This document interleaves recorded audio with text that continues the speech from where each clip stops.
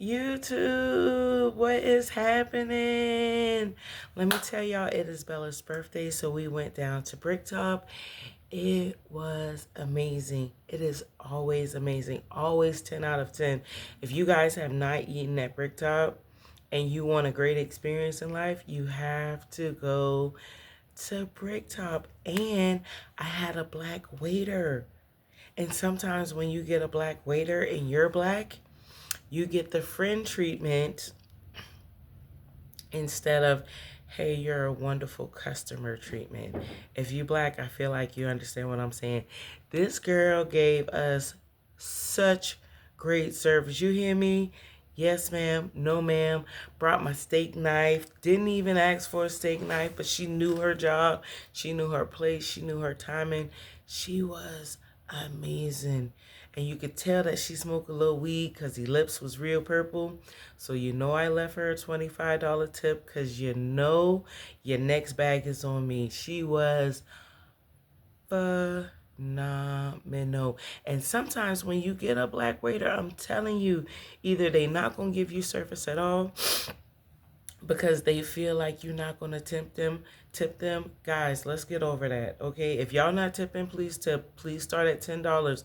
I feel like all tips should start at $10, okay? I'm just saying, we out here, we having a good time. You put that money aside to come out. Let's make sure we tipping. Or like I said, waiters will feel like, oh, these my people, buddy. I don't know. I want the same top tier service that you gave them over there here at my table. And I feel like that begins my first story because there was a girl who worked down at one of those seafood places like Juicy Crab or something. And she got in the car and she was a little, huffing and puffing. I lost my voice, guys. Sorry. So she gets in the car. She a little huffing and puffing, but I'm like, what's up? She was like, oh, I hope I get some good tips tonight. I feel like you're going to get good tips tonight. Don't even worry about it. So she's like, yeah. But if they give me a table full of us, I'm not going to get a tip. I don't know who us is because us tips all the time. I feel like all my family members tip all the time. So, like, I don't even know what you mean. Oh, what I'm just saying, if the Russians come in, they going to pretty much tip you okay. The white people, they going to give you so much love. But black people, I already know I ain't getting no tip. So, in the back of my mind, it was like, I feel like you're not getting tips because as soon as you go to these tables, you already have that attitude right there. And that attitude right there is probably blocking a lot of blessings and a lot of tips out here. Because what do you mean you don't like waiting on us? Girl, us makes the economy go around. Black people and Mexican, child, we make the economy go round. I don't know why we such ridiculous spenders, but we are, okay? And these young girls ain't out here playing, especially them ones buying little sections in the club and shit like that, dog. I would probably never ever buy a section in the club. I feel like it got to be the most amazing day ever, like the most amazing day ever, or it would have to be the most I don't give a fuck day ever, because sections start at what, $400, and when you get in the section with that $400, you gotta pop bottles. So and that bottle gonna run you what, $350. You gotta have two bottles in the section, so you at like $700. You understand me? Plus you gotta buy your weed, your gummies, your mushrooms, whatever you pre-gaming with. You need that before you even get to the section in the club. Then you might need to eat when you leave the club. Man, I ain't about to spend $2,000 on a night in a club that's local. Child.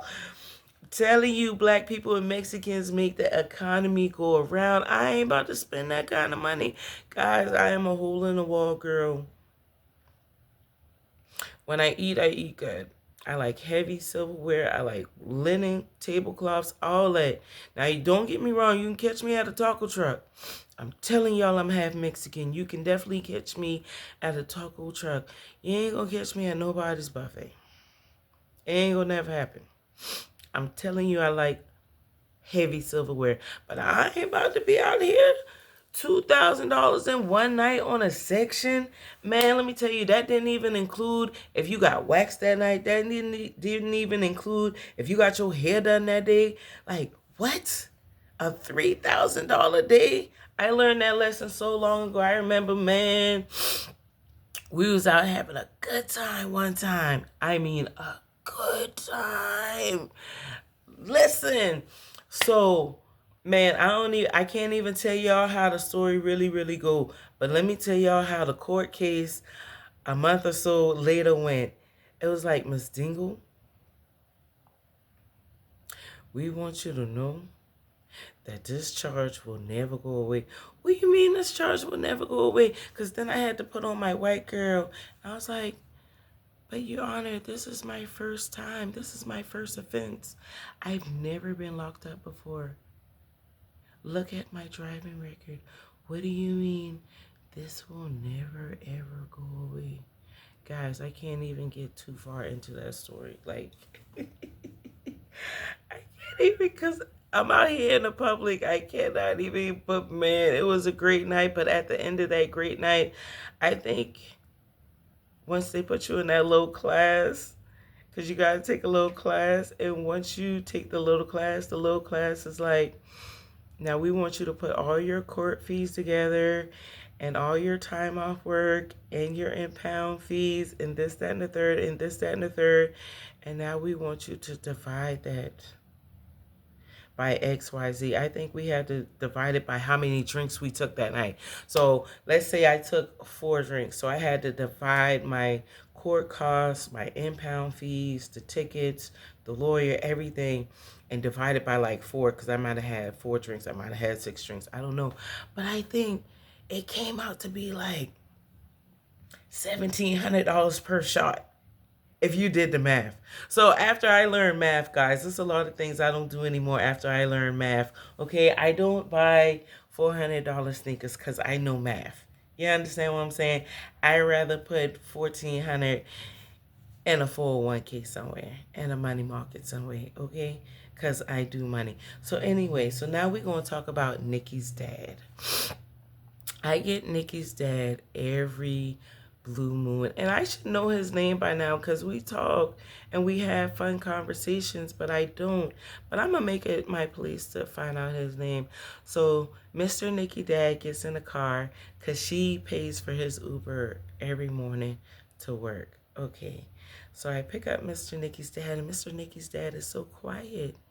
You're not really this quiet. Why are you so quiet? He was like, oh, it's nothing. So I just turn the music up because everybody, it ain't a talking day for everybody. So, okay. So then he started giggling in the backseat. And the phone just blowing. I say, Mr. Nikki's dad, your phone is very active this morning. He was like, man, this girl crazy. I say, tell me about it. What do you mean this girl crazy? So he was like, nah, I think I got a girlfriend now. Mr. Nikki Daddy. You got a woman in your life now? Tell me all the tea. He was like, no, man, she crazy, man. She 29 and she running me crazy. I said, Nikki Daddy, how old are you? 76. This man is 76 with a 29-year-old. And she is blowing up his phone. And not only is she blowing up his phone, she blowing up his phone before 5:30 a.m. in the morning.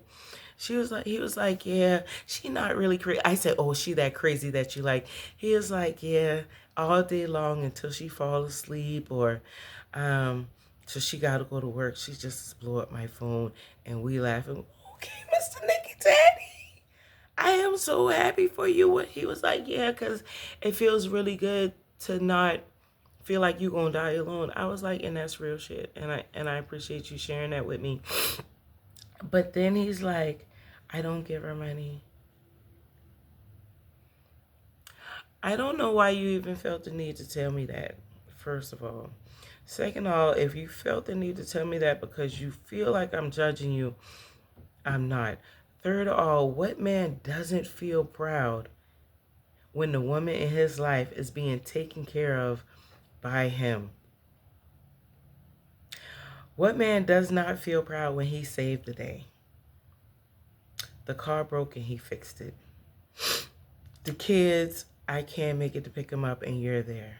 I can't take them to the doctor this week and you're there. Because everything ain't got a monetary value on it. You understand what I'm saying? But what do you mean? I fell short on a bill and you was there. What man doesn't love that? Being the superhero in a woman's life, especially at 76 and she's 29 and she blowing up your phone and you giggling? Nigga, pay every bill in the fucking house. Are you serious? Pay every bill in the house and don't let nobody tell you no differently. Because your your happiness is your value. And only you gonna value it the way you value it. So if you paying every bill in that house and you sitting in my back seat giggling and laughing, then every bill being paid in that house is worth it. Period. Period. I had an elderly family member in my family that was talking to a younger guy. I happened to find a text message, guys. Old people, y'all nasty. I'm going to let you know that right now. Y'all is real nasty. Y'all are the creators of nasty, okay? So I saw the text message. I give the phone to her. Yeah. Somebody is blowing your phone up. This is what they're telling you. So she gonna look at me and smile, talking about his mouth is so dirty. Bitch, you dirty too. Y'all is dirty together. Y'all is dirty people, okay?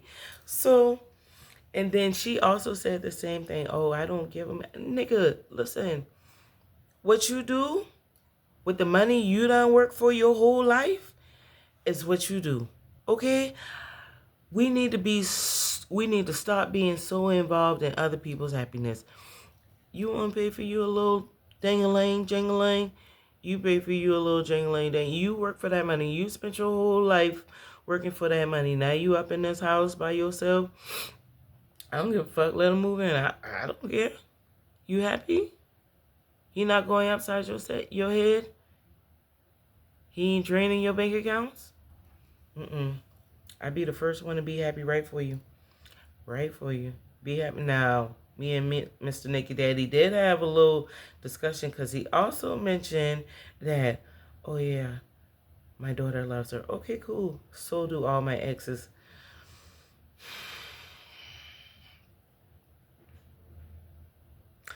I can understand you wanting to flex with the old bitches because I got me a new young bitch. I dig it. But why is you putting this girl in the company of your exes? Oh my God. And oh my God, the way he sound was so ridiculous. He was like, oh, because you have to be a mature woman. You know, when they put that tour on the end, you have to be a mature woman to be able to do that. I said, well, fuck it. I am not mature. Because I ain't sitting up with none of your exes. I don't want to hear about them. I don't even want to know they exist. Because if you're my man, I ain't bringing up no other nigga but you. Because I don't want you to feel like you in competition with somebody I clearly did not want anymore. That's first of all. I don't want you to feel like you have to compete with the type of lifestyle him and I have versus what you and I have. You understand what I'm saying? I don't want you to have any type of threats other than I will leave your ass if you don't act right. Other than that, I don't get down like that. So I said, so Mr. NIKKI'S Daddy, you be hanging out with her little ex-friends? Huh? Them niggas that's built solid? Huh? You be hanging out with them? Oh, no, I don't have a need. You goddamn right you don't have a need to be in her ex-nigga face. The same way she does not need to be in your ex-female face. It comes to a point. It might be cute 1 or 2 times, but after that, that shit is old and tired. Like, we is just not gonna do this, okay? But listen, so at 14 minutes and 24 seconds in, I'm gonna get up off of here because my throat, guys, my throat is killing me. But I'm gonna be right back at it next Sunday. And I'm gonna put some videos in a queue. So when I have days like this, I can just upload them. Usually I do have some on deck, but I just did not have them today. So anyway, I'm gonna go finish celebrating 15 with my daughter. And I hope that y'all week is amazing. All right?